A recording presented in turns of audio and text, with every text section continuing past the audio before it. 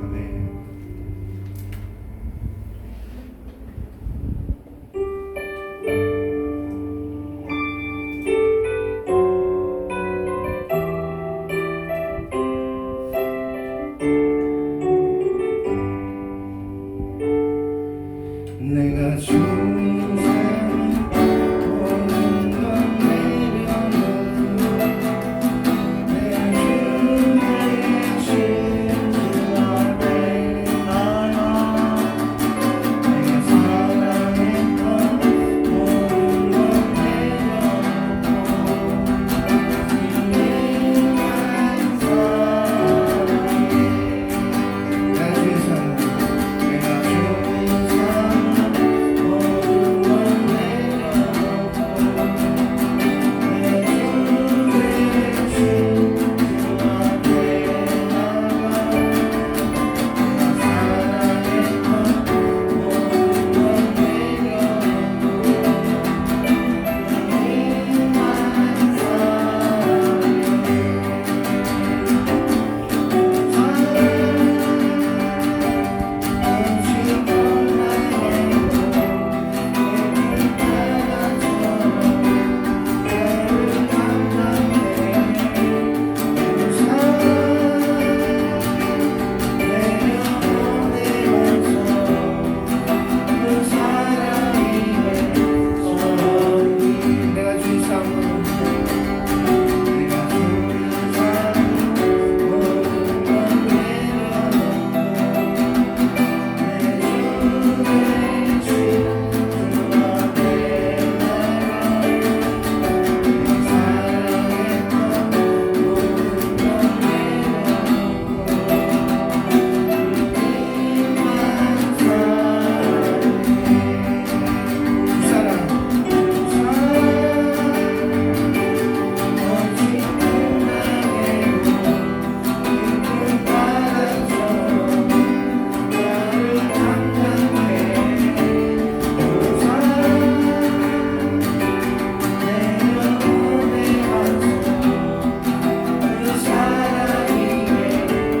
내려놓고 내 주의 신주 앞에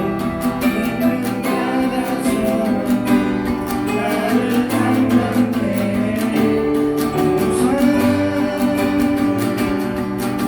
내가 사랑했던 모든 건 내려놓고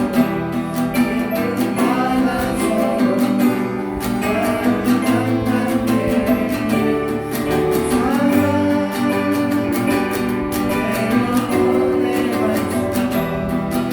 사랑해. 주 사랑 내가 주의 삶은 내가 주의 삶은 모든 건 내려놓고 내 주의 신주 앞에 내가 사랑했던 모든 건 내려놓고 주님만 사랑해. 주 사랑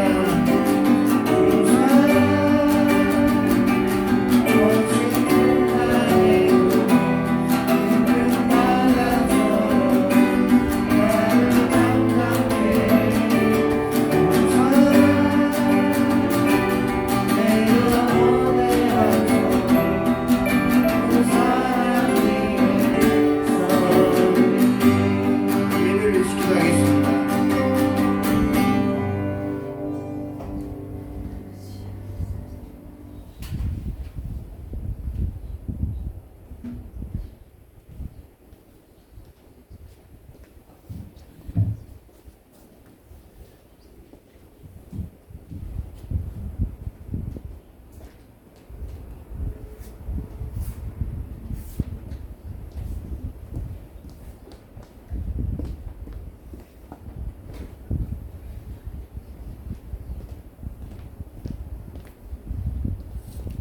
하나님 감사합니다. 이 시간도 수요 예배로 주님께 나올 수 있습니다. 그런데 이 코로나 기간 동안에도 수요 예배를 드렸고, 그래도 대면 예배로 이렇게 수요 예배를 드린 지 이제 한 1년이 다 돼가는 것 같습니다. 주님 감사하고, 또 이렇게 우리에게 장소에 출석할 수 있는 여건과 건강 주셔서 무엇보다 생명 주셔서 감사합니다. 우리의 생명이 다하는 날까지 주님 안에 있다가 우리의 생명이 다 이후에도 영원토록 우리를 붙잡아 주시는 주님과 함께 거하기를 소원합니다. 예수님의 이름으로 기도합니다. 아멘. 예, 오늘은 빌립보서 강의 마지막 시간이고요. 48번째 시간이고 숫자는 틀릴 수도 있어요. 어쨌든 최근 걸로 맞췄으니까 48번째. 그리고 빌립보 4장 21절부터 23절까지 가이사의 집이라는 제목으로 했고, 이런 내용으로 설교하신 분들이 외롭게 되고요. 대신 이제 그런 분들의 내용들도 참고했지만 뒤에 내용은 이제 그 박해 이 가이사가 결국 네로인데 네로 때부터 얼마나 박해가 되어졌고, 그리고는 이제 그것을 이어내고 콘스탄틴까지 가는 그 내용이라 조금 많긴 한데요. 지루하시지 않도록 해보겠습니다. 같이 읽겠습니다. 시작. 그리스도 예수 안에 있는 성도에게 각각 문안하라. 나와 함께 있는 형제들이 너에게 문안하고 모든 성도들이 너에게 문안하되 특히 가이사의 집 사람들 중 몇이니라. 주 예수 그리스도의 은혜가 너의 심령에 있을지어다. 아멘. 빌립보 4장 23절의 내용은 굉장히 공통적으로 여러 서적에 나오는 거고, 4장 21절에 있는 내용은 아주 일반적인 거고요. 요게 제일 특별한 거죠. 모든 성도들이 너에게 문안하되 특히 가이사, 이제 우리로 치면 대통령의 집사람이 몇이 문안한다. 요것 때문에 한번 보겠습니다. 바울은 빌립보 교회에게 문안 인사를 했고요. 지도자들에게 성도들의 안부를 전했는데 가이사의 집 사람들 몇몇이 안부를 전했다라고 얘기하는 것은 좀 의도가 좀 있어 보이죠? 그래서 이게 뭐냐면 자신의 당한 고난이 복음의 진보를 가져왔다. 복음의 진보라는 표현이 또 나와요. 그래서 가이사의 집 사람이 정확히 누구인지 안 밝혔어요. 안 밝혀야 맞을 겁니다. 그래서 그 가이사 황제 가문에 관련된 사람일 것이다 라는 의견도 있고요. 아니면 시위대 사람들일 것이다 라는 의견도 있어요. 두 가지 견해가 있고, 좀 더 많은 견해는 시위대 사람들도 가이사의 집사람으로 쳐서 그럴 것이다. 이건 광의의 의견이고, 협의의 더 좁은 의미로 보자면 가이사 가문의 사람들일 거라고 하는데, 일단 우리는 좀 안전하게 시위대 사람들이라고 한번 보겠습니다. 시위대는 로마의 궁궐을 지키기 위해 만들어진 부대고 9,000명의 보병으로 이루어져 있는데 9개 조로 나누어서 윤보도로 감옥을 지켰어요. 시위대 사람들 중에 황실에 연관된 가문 사람들도 당연히 있었겠죠. 그리고 그래서인지 아니면 그냥 시위대 사람도 가이사의 집사람이라고 할 수 있으니까 아무튼 일부가 바울과 관계하면서 예수 그리스도를 알게 되었고 빌립보 교회에 문안할 정도로까지 마음을 열었습니다. 이름은 익명입니다. 그래서 당시 패권국 로마의 황제에게 직접은 안 들어갔어요. 하지만 복음에 들어가는 길이 열려 있는데, 내가 로마 감옥에 갇힌 것이 오히려 그런 큰 결과를 가져올 수도 있었다. 1장 12절 13절에 나의 당한 일이 도리어 복음의 진보가 된 줄을 너희가 알기를 원하노라. 이러므로 나의 매임이 그리스도 안과 온 시위대 안과 기타 모든 사람에게 나타났습니다. 라고 할 때만 해도 요것이 복음이 들어갔다고까지는 분명하지 않았는데, 마지막에 서프라이즈처럼 시위대 안에 예수 믿는 사람이 있다, 또는 가이사의 집사람 중에 예수 믿는 사람이 있다, 그렇게 얘기했습니다. 하지만 이 당시 가이사는 누구냐? 네로입니다. 네로. 여러분이 다 잘 아는 네로. 초대교회를 상징하는 네로고, 쿠어바디스라는 영화를 통해서 너무나 유명한, 모든 사람이 인정하는 나쁜 놈. 네로를 좋아하는 사람이 없어요. 그 사람이 예술적인 건 따랐다 하지만 황제가 됐으면 공적으로 평가를 받아야 되죠. 나쁜 사람입니다.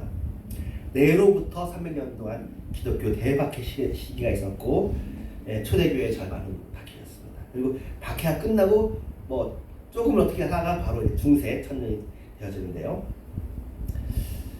네로 황제 치하엔 AD 24년에 로마에 큰 화재가 발생했는데 이 화재 혐의를 그리스도인들에게 덮어씌우고자 자신을 의심한 시민들의 시선을 그리스도인이 저질렀다 하고는 시민들이 또 그걸 또 믿고 또 지금 얼마나 억울해.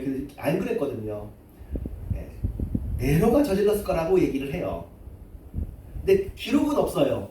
근데 기독교인이 왜 부르시느냐고요. 기독교인은 억울한 거 너무나 맞아요. 네로가 로마를 새롭게 재건축하고 싶었다는 얘기가 있거든요. 근데 너무나 잔인하게 됐습니다. 고문을 받았고 십자가형에 처해졌고 원형 경장에서 죽임을 당하게 되었습니다.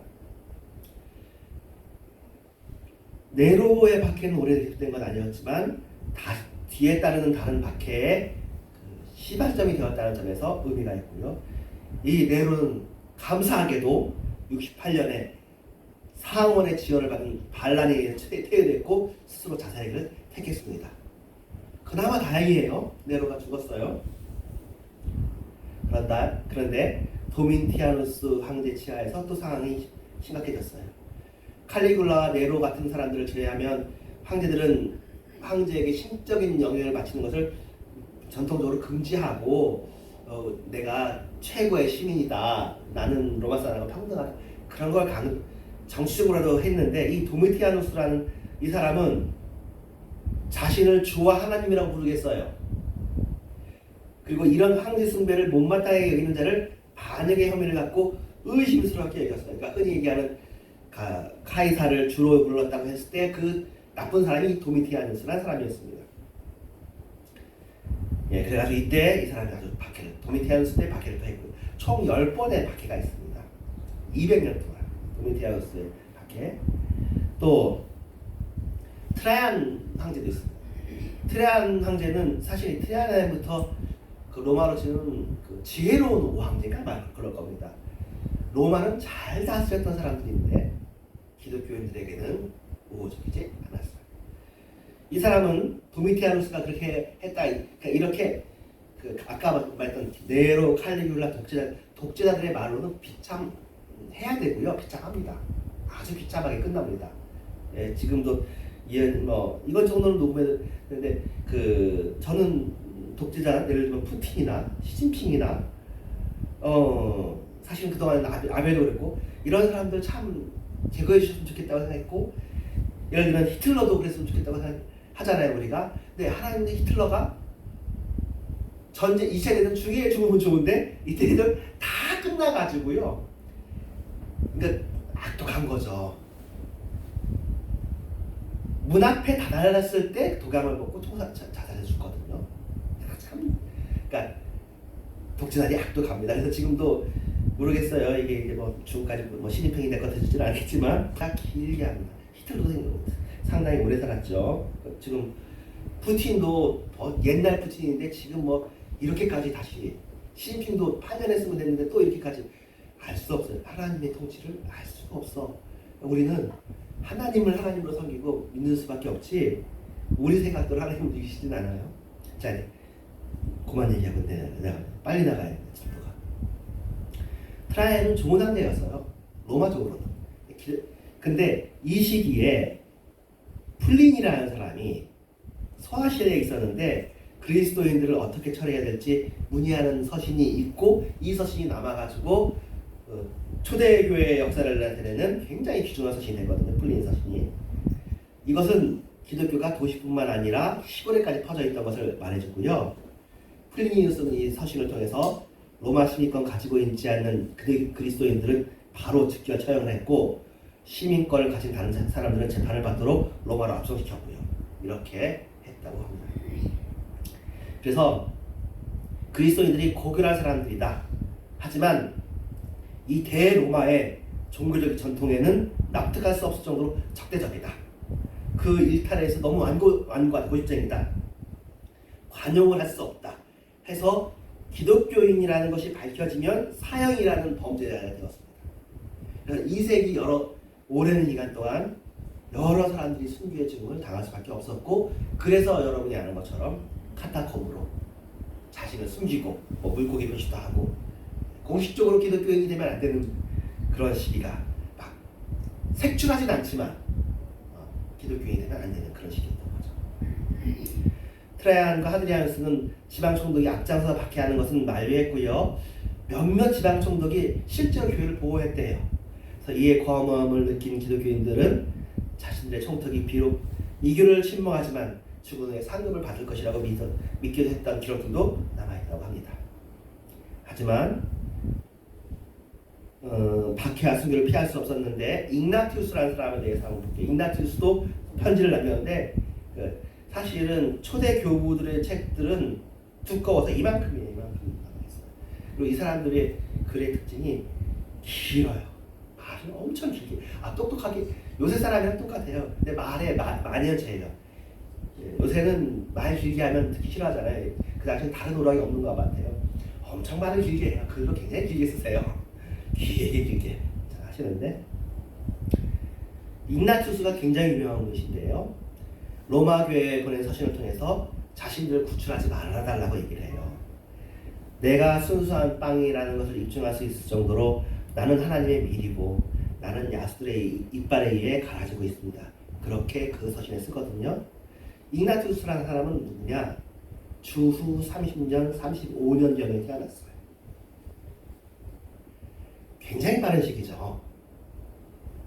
그래서 그의 별명이 하나님에 의해 잉태된 자라는 별명인데 지금 예수님이 아니시니까 이건 그냥 그 당시에 존경의 표시라고 생각하면 되고 이 이야기는 뭐 강의에 가끔 나올 정도로 이것도 증명된 건 아닌데 예수님께서 무릎에 앉히고 축복하셨던 그 어린아이가 ig나티우스셨다 라고 하는 정도로 존경을 받는 분이셨어요.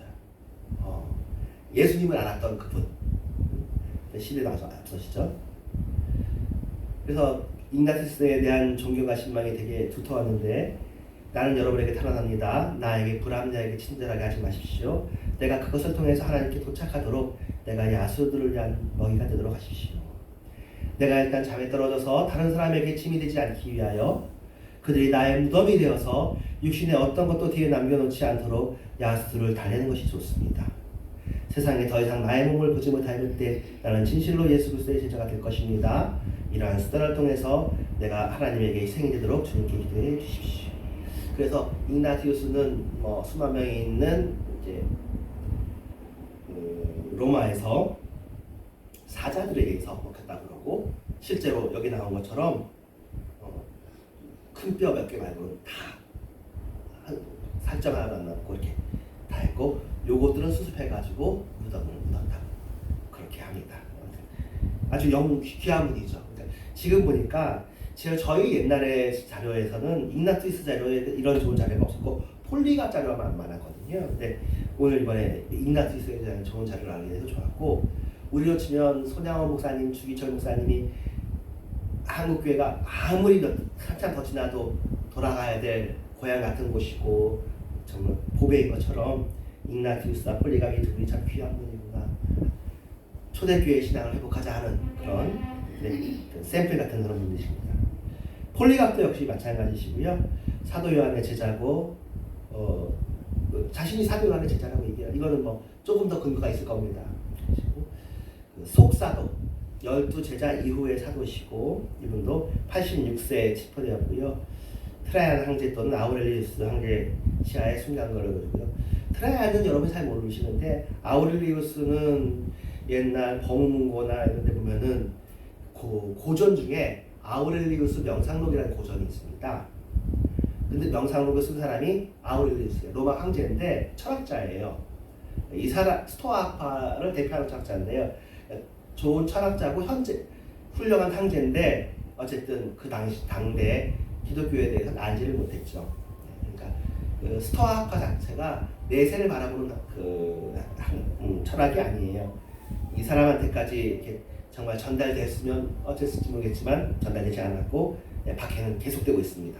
100년이 지나도록 200년이 지나도록 그 무장한 병사들이 한 노예 소년을 앞세우고 폴리갑을 채우러 왔을 때 폴리갑은 그들이 먹고 마실 식탁을 준비하게 했고요. 그들이 먹고 마시는 동안 1시간 기도를 요청했어요. 기도 시간을. 근데 기도 시간이 한 2시간까지 가까이 됐고 기도를 마치자 압송되어서 경기장에 들어가면 가니까 맹세하라. 그러니까 주님을 부인하라. 그러면 내가 너를 삭방하라. 그리스도를 욕하라. 죽음을 벗어나 생명을 얻을 수 있는 욕하라고 했다고 그래요. 근데 폴리감이 이렇게 말했죠. 86년 동안 나는 그의 종이었습니다. 그동안 그분은 나에게 아무런 잘못도 하지 않으셨습니다. 그런데 어떻게 내가 나를 구원하신 왕을 모독할 수 있겠습니까? 그 전에 한국 교회에게 더 유명한 버전은 이런 버전이에요. 주님이 나를 부인하시지 않는데 내가 어떻게 주님을 부인하겠습니까? 라고 해서 죽었다는 분. 그렇게 이게 더 원전에 가까운 것 같아요. 주님께서 나한테 아무런 잘못도 하지 않았는데 나를 구원하신 왕을 어떻게 모독할 수 있느냐? 좀 우리나라식으로 번역된 것이 좀 더 극적이긴 하지만 둘 다 뭐 어쨌든 마음은 그 마음이셨을 거니까요. 또 이게 기록되었을 때 기록되는 사이에서도 뭐 어쨌든 그 나이 드신 이 속사도도 결국 마지막까지 십자가에서 내려가가 얘기를 하는 거죠. 시작했습니다. 그리고는 이렇게 기도했습니다. 나는 하나님 주님을 축복합니다. 주님은 오늘 이 시간 나로 하여금 성령의 불변 안에서 영과 육의 영원한 생명의 부활로 그리스도의 잘 안에서 순교자들의 숫자에 포함되는 영광을 주셨습니다. 속이지 않고 진실하신 하나님이신 당신이 미리 예비하셨고 계시하셨으며 이제 성취하신 대로 부여하고 받으실 만한 제물로 오늘 당신 앞에 순교자들 가운데 나를 받아주십시오 하고 십자가에 달린 채로 화형을 당했어요. 이 세기 후반에 그리스도교는 많은 상류층에 침투하게 되었습니다. 많은 고인이사들은 밤에 잠이 깼을 때 부인이 철학기도에 참석하기 위해 사라진 것을 발견하고 당황스러워하기도 했고요. 코모두스도 이 사람도 뭐 나쁜 사람이긴 하지만 어쨌든 황제의 첩이었던 마르시아는 그리스도인이었으며 로마 교회를 위해서 상당한 정도로 박해를 완화시켜 줄 수도 있었습니다. 요 관련해서는 제가 예전에 하워드 슈나이더의 책을 읽었는데 이 통로가 그렇대요. 로마 귀족들이 자기 아들을 좋은 아이를 낳게 하려면 착하고 심성 좋은 사람을 찾아야 되는데 그 당시 사회 분위기가 나빠서 찾다 보니까 기독교인이 되는 거예요. 그래서 노예들 어쨌든 좋은 혈통을 가져야 되니까 엄마로서 훌륭한 사람이라야 되니까 심성이 좋고 그래서 이렇게 또는 유머로 그렇게 해서 들어가기 시작해가지고 점점 나중에 보면 황제의 어머니가 되거든요. 이런 식으로 들어갔대요. 인정받은 거죠. 이 사람들이 사회에서 인정받지 못하는 종교를 가졌지만 찾다 보니 이 사람만큼 그래도 깨끗한 사람들은 없구나. 그렇게 되었다는 얘기가 하워드 슈나이더 책에 잠깐 나왔었습니다. 나쁜 이야기도 있죠. 많은 사람들이 핍박을 견디지 못하고 배교했습니다. 그 가운데 다수가 죄를 뉘우치고 교회에 돌아오고자 했는데 그들을 용납할 것이냐 용납하지 않을 것의 문제는 교회에 적지 않은 파문을 일으켰고 이것을 잠깐 설명한 이제 어떤 경우 설명했을 거예요. 제가 2번인가 설명한 기억이 나는데요. 배교는 안 하고 배교에 대한 증서만 사는 사람도 있었어요. 그래서 배교한 사람 그래서 문제의 진중에 배교한 증서를 산 주교 그러니까 예를 들면 목사님이 그거 샀어. 나중에 이제 공인화가 됐을 때 이 사람들 그러면 강의해도 되니까 목회해도 되느냐 교회 지도자가 돼도 되느냐 그런 논쟁이 있었잖아요. 도나스 논쟁이라고 하거든요. 직접 배교는 아니지만 증서 샀잖아요. 이것도 배교 아니냐. 그래가지고 항상 이제 교회가 결국에는 절충을 해요. 결국에는 봐주기를 합니다. 봐주기를 하면서 그때 했던 얘기가 교회는 나눠지지 않는다. 대가실이 교회의 순결성 얘기하면서 그런 얘기 하는데요. 어쨌든 요 문제가 있습니다. 배교한 사람은 어떻게 하느냐. 나도 또 예전에 한 5년 전에가 했죠. 배교한 사람들한테 받은 세례가 어떠냐. 이게 더 큰 문제였다. 요 사람들 용서해주냐 용서해주지 말 거냐는 것은 각자 또 하면 되고 이 사람들도 회개하면 되는 일인데 나는 세례를 2번 받아야 되느냐. 그때 그런 의미에서는 바실이 잘했어요. 예수 그리스도와 성부 성자의 이름으로 되어진 세례이기 때문에 그 사람의 죄와 무관하게 너의 세례는 유효하다라고 얘기해 줬으니까 그런 의미에서는 잘했다고 볼 수 있어요. 네, 그 바실의 말이 오용되기도 하고 아무튼 그렇습니다. 예, 이런 일이 항상 사람 사는 동네니까 그렇죠. 헬레나한테 이제 갑니다. 헬레나는 콘스탄티누스 1세의 어머니입니다. 326년 이분은 예수의 행적의 발자취를 따라 예루살렘으로 성지순례를 갔어요. 근데 그곳에서 예수님이 매달렸던 십자가와 함께 예수의 시신이 3회가 매달렸던 무덤을 발견했다고 하는데 그랬을까? 싶기는 해요. 왜냐하면 십자가가 어떻게 세워져 있지는 않았을 거고 어떻게 되어 있었는지 그 일단 300년 정도 300 완전 300년은 아니니까 예수님이 30년이나 34년이니까 어쨌든 그 영적인 체험을 하고 이런 체험이 사실은 카톨릭의 특징 짓는 거잖아요. 성유물 중세시대의 특징 짓는. 그래서 그 매장되었던 무덤이야 사실은 돌무덤이니까 그건 자연재형이니까 변하지 않는 것 같고 그래서 예수의 무덤에 기념성당을 건축했고 아마 지금도 성지에 가면 그 기념성당은 그 성당일 거예요. 십자가는 로마로 가지고 돌아와서 이 사람이 이제 그 아들에게 복음을 전파하고 아들을 기독교인으로 양육을 하고 그 사실은 이 사람이 불같은 사명을 가지고 그 로마가 그 기독교 왕국이 되어야 된다. 기독교 그 예수 그리스도 너는 예수 그리스도의 사명을 가지고 있다는 얘기를 했던 것 같고요.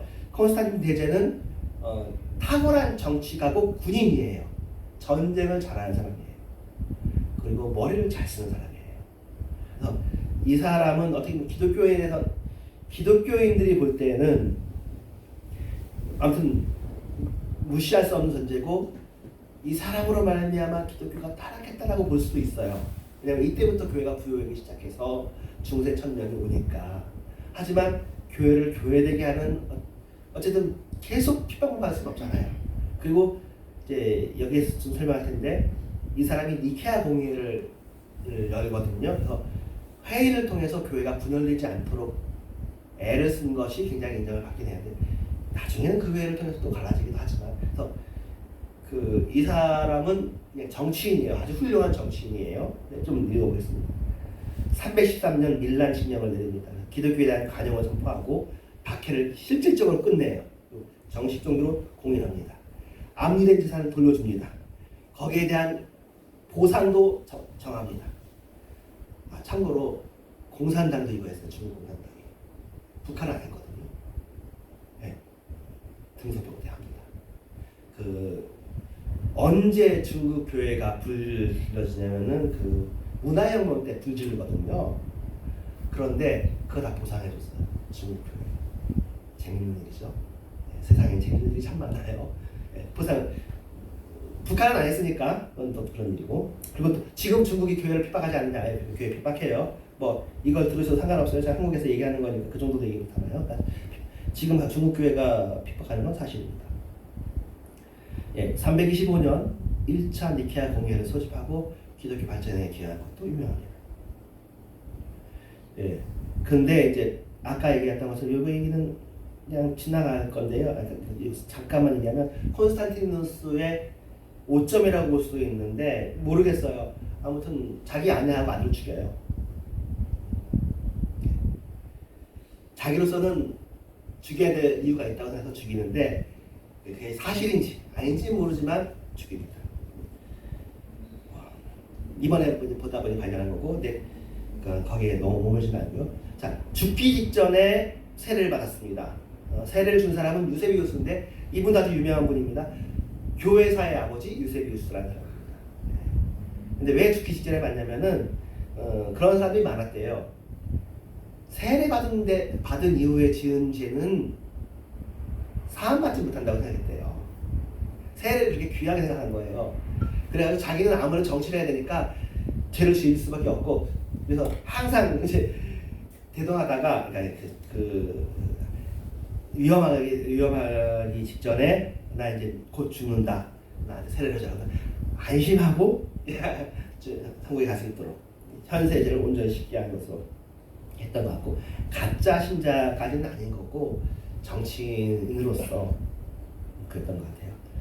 그리고 정치로도 이게 도움이 됐던 건 기독교인들이 그 종교 대통합을 이루는데 도움을 주기를 바랬고, 그만큼 기독교인들의 숫자가 꽤 됐던 거죠. 사람들의 마음을 얻은 거예요. 그래서 밀란 칙령을 발표할 때도 기독교를 인정했지만 하늘에 있는 신성을 언급하지 않으면서 시민들이 그리스도든 아폴로든 누구를 가장 높은 신으로 만들어 보실지는 그들 선택에 맡겨 두었습니다.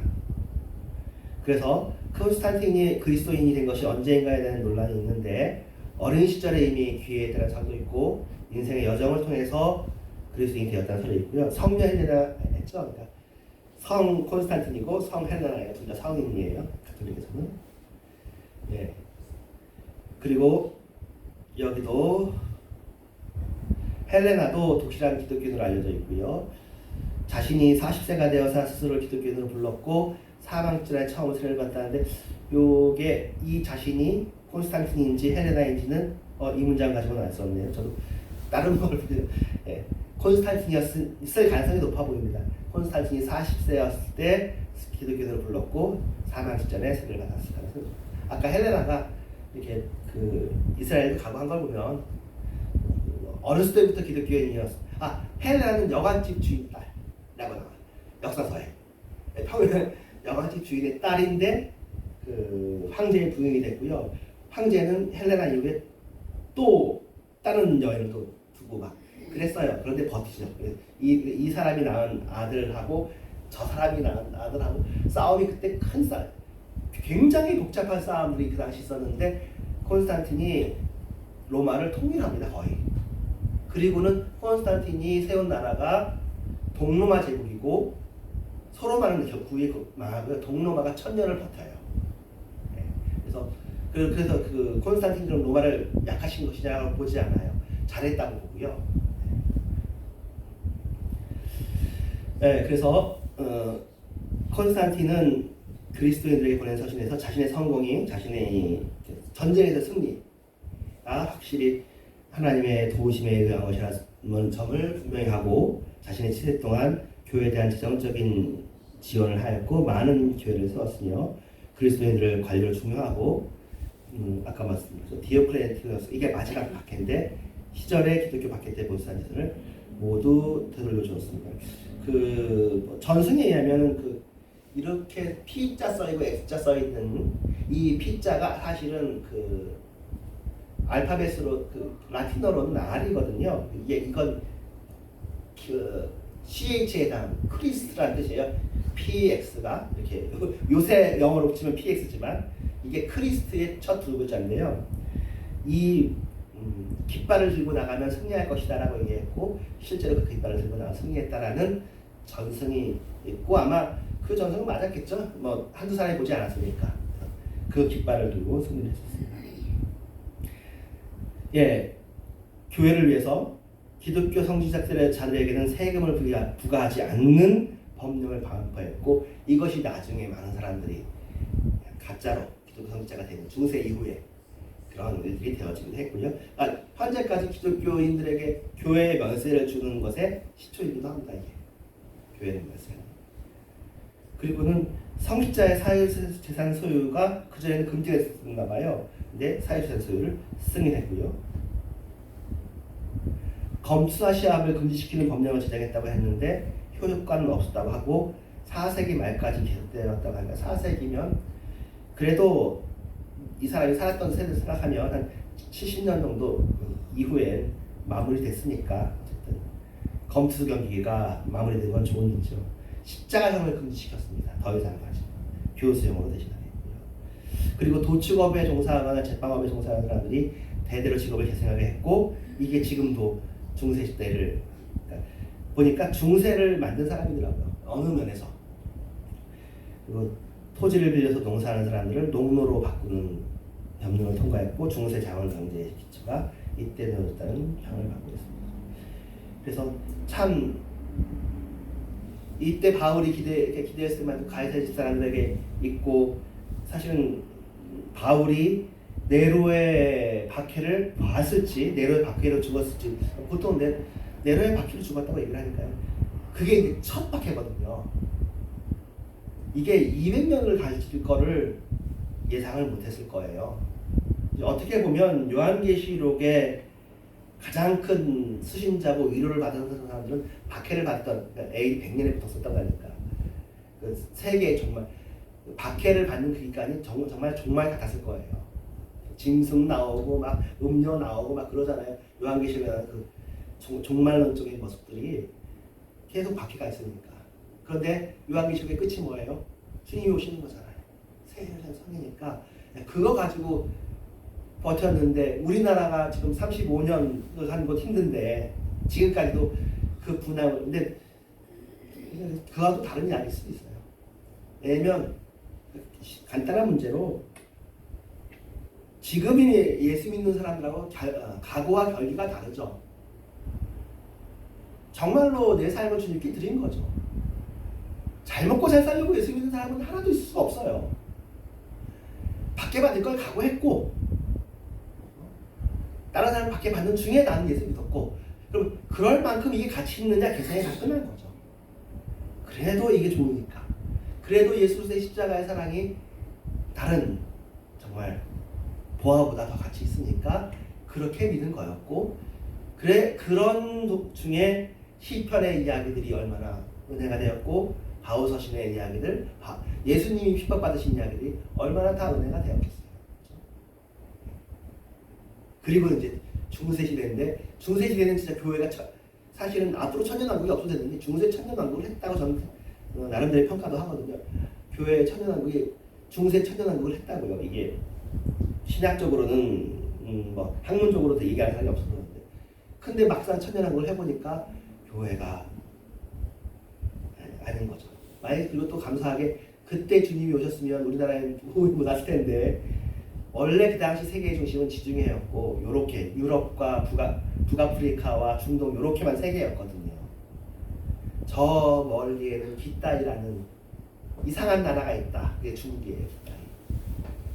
이상한 나라, 황제가 있는 이상한 나라를 넘어서 결국 우리나라에까지 복음을 전해지고, 그 밑으로 쭉 아시아가 자였던, 아시아가 이제 예수님을 잘 믿는 나라가 되어서 우리가 이제 또 막 딴 데 복음을 전하겠다고 하고 있는 걸 보면 감사한 일이죠.